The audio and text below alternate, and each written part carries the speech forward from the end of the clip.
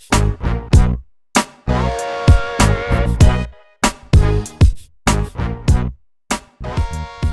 I travel the country, I meet hundreds of people in organisations that offer support. I meet many self-advocates and families.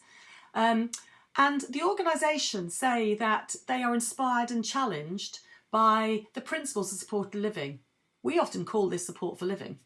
But people are inspired by the principles, the essential principles of the right to choose where you live, who supports you, how you're supported, and how you live your life. So essential principles that people agree with.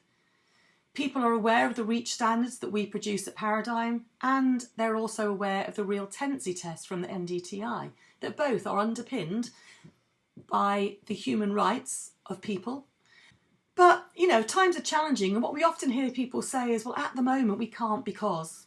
At the moment we can't really let people choose who supports them because the Housing Association will only let us have the building if we agree to support everybody who lives in there. So that means someone in that block sometimes can't choose a different support agency. We also hear that sometimes the commissioners, the people that have the money in the local authorities and the health services, they might say, well, actually, we need to fill the empty room because it's costing us money, so we're just going to put somebody in.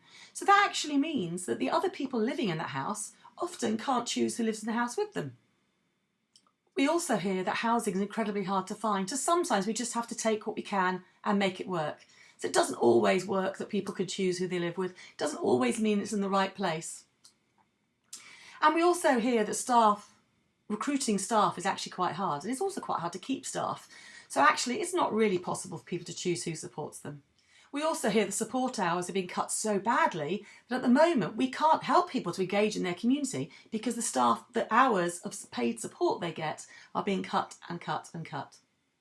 So generally we hear that we love REACH, but actually those REACH standards are a little bit too aspirational at the moment.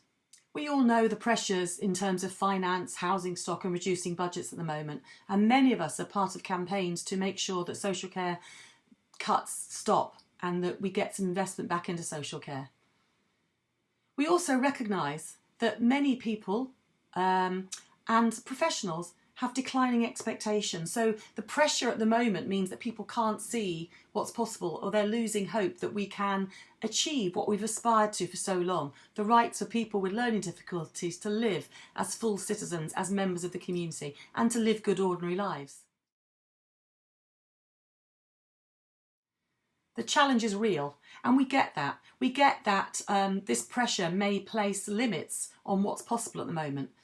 But as John O'Brien said to us a number of years ago, he said, okay, it might be that at the moment, if we can't achieve what it is we aspire to at this moment in time, let's be honest about it. Let's not change what we're aspiring to, the principles. Let's be clear and let's not pretend what's happening at the moment is okay.